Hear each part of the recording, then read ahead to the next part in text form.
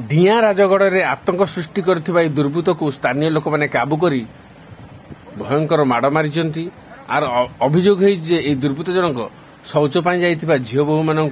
संध्या बेले गोड़े जहाँफल से भयभीत हो पुरुष लोक मान डाक पकड़ से आसिक काबू कर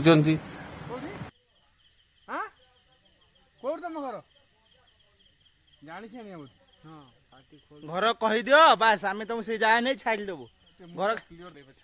बाबा तुम घर कौटी कही दियो आम नहीं तुम छाड़ देबू कौटी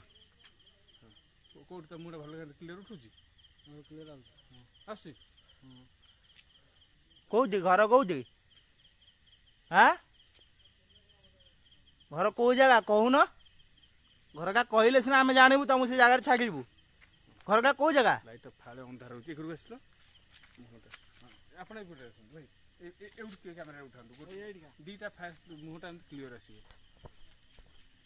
କୋଉଠି ତମ ଘର କୋଉଠି କହିଲ କୋଉଠି ତମ ଘର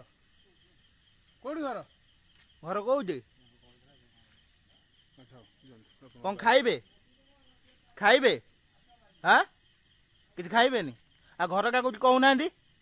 कौ जगह घर का कुआ में से छाड़ी दऊ के आ मारधर करेनि ग्रामवासी प्रबल माड़े व्यक्ति मुंड फाटी प्रबल रक्तस्राव तेणुक कौन सहृदय व्यक्ति परिचय जानी था जड़े या उद्धार करूँ कि ये दुर्बृत्त होता दंड विधान करूँ